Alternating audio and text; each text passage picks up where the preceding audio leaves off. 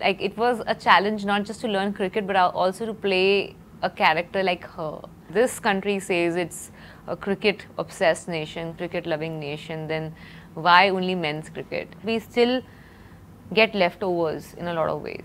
Yeah. Like we have to make peace with leftover dates. Any big hero film is not releasing, so let's just settle with that date. Today I'm going to speak with an actor who assesses the role of an Indian cricketer. Hi Taapsee, welcome to the Quint. Thank you so much.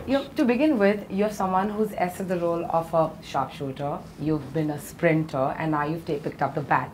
Yeah. Is sports a genre that you really enjoy doing? I think it's sports that I really enjoy doing, and that kind of started showing in my work.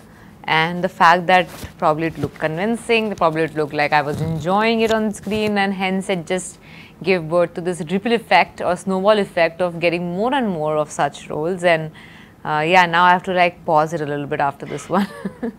So if you got another film that had the same premises of sports, would you not do it? No, I have said no to everything else that has come after this because now it looked like a very convenient thing that people started just coming to me with all the films where the lead character had a sports background. So I just read that line where there's any kind of a sport associated with the character, I just say no. It was just that I'm now tired. Yeah. I almost started forgetting that I'm an actor, not an athlete.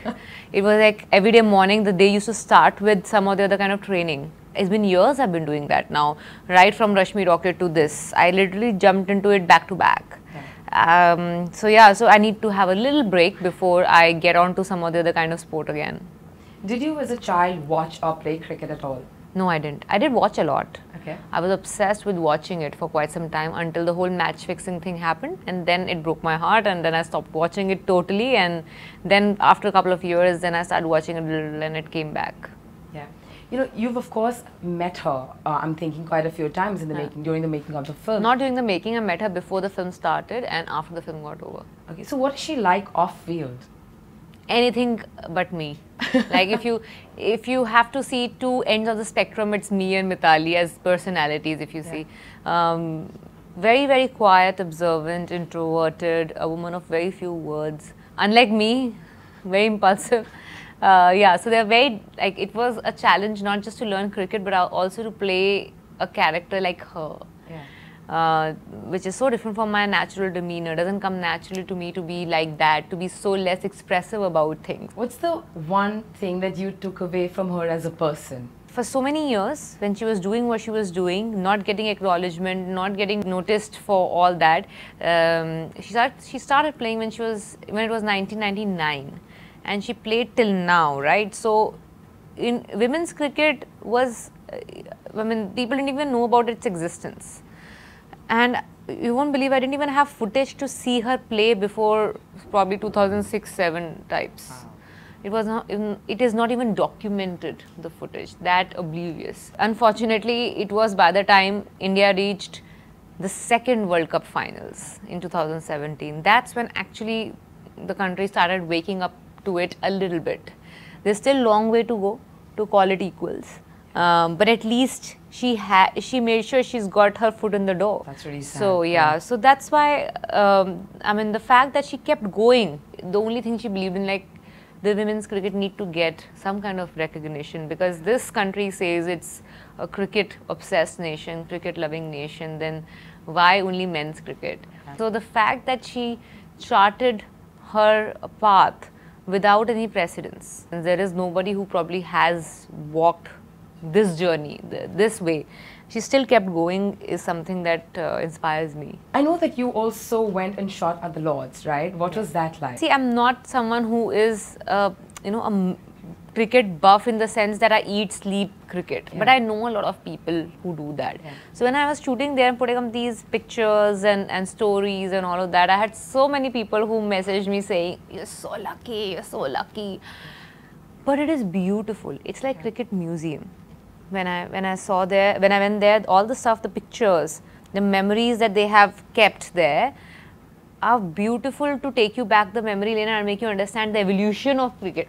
Yeah.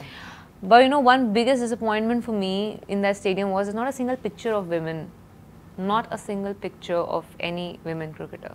From across the world, huh? Yeah, nobody. Wow. And that was my question to the official there who was there.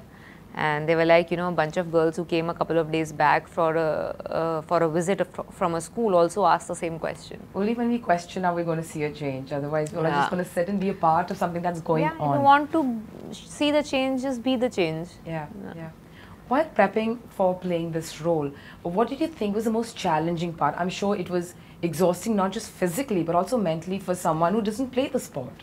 Yeah, so that was something that was the most challenging part. To play cricket, to learn cricket from scratch, I did not even know how to hold a bat. Yeah. That's because, you know, when you're growing up, as a female, as a girl, you know, nobody wanted to play cricket with you. And even when I tried to play cricket, because I used to play all sorts of sports. But the boys, for some reason, never entertained giving me bat or ball. They wanted me to just field. Hence, that became the toughest part. Because learning cricket, learning a new sport after so many years takes a little while, and that was the most challenging. And playing that in very exhaustive weather, like the October heat of Mumbai, kind of made it even tougher. You know, in the trailer, you show a part where the disparity is very evident with such a small thing, but then big also when the women are given the jerseys of the men. You know, and this kind of disparity kind of exists, said or unsaid, across industries. Do you think though Bollywood is kind of changing in that aspect? It is changing. Yeah, it is changing, but we still get leftovers in a lot of ways.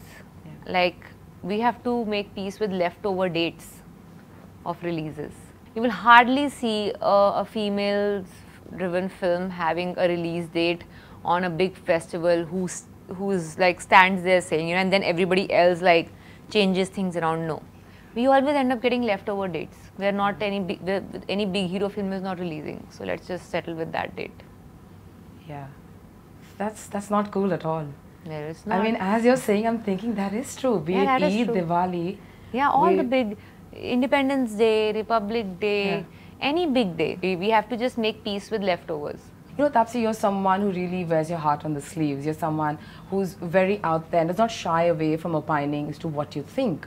And you've mentioned that social media, whatever you put up on social media are your thoughts. It's not managed by your team.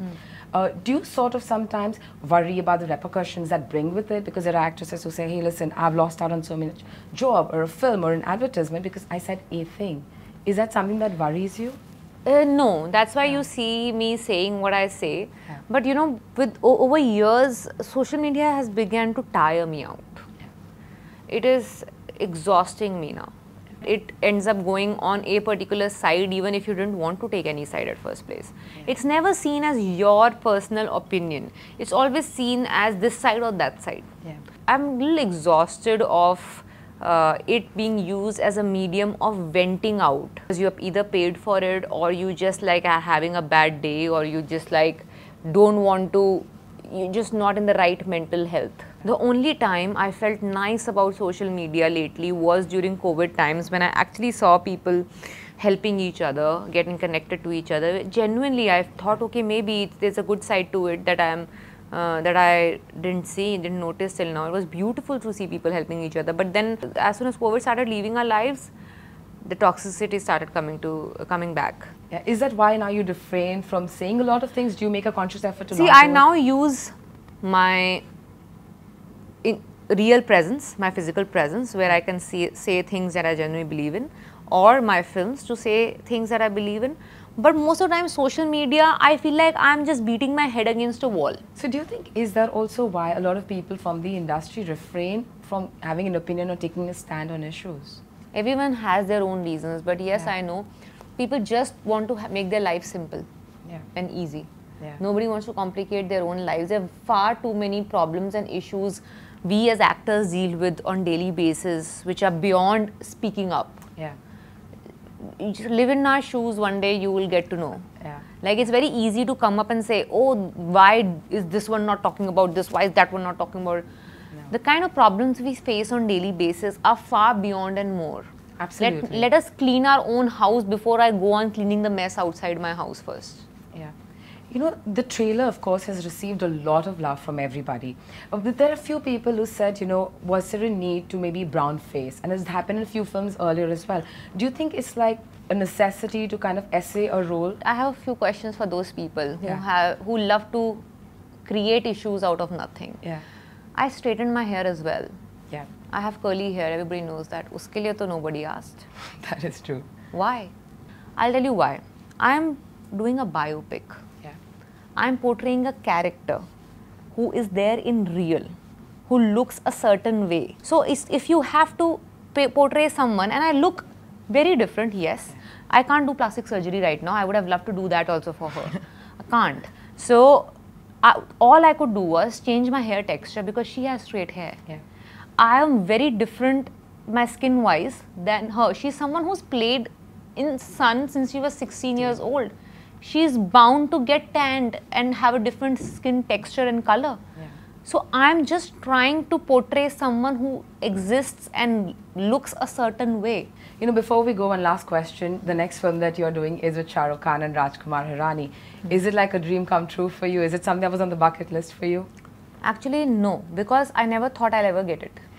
So I never dreamt of it either. So I never thought I'll be able to get a film like that where I have this combination. Yeah, it's great. Yeah, it is. So hence I'm like trying to live every moment whenever I'm on that set. You've wrapped up the first schedule, yes. Yeah. So any takeaways from working with Shah Rukh Khan? Right now I'm just trying to sink in the feeling that I'm actually working with him. I'll talk about takeaways when I'm done with the film actually. All right, thank you so much, Taapsee, and good luck for this one. Thank you. It looks great. I'm sure it'll do amazing. Thank you.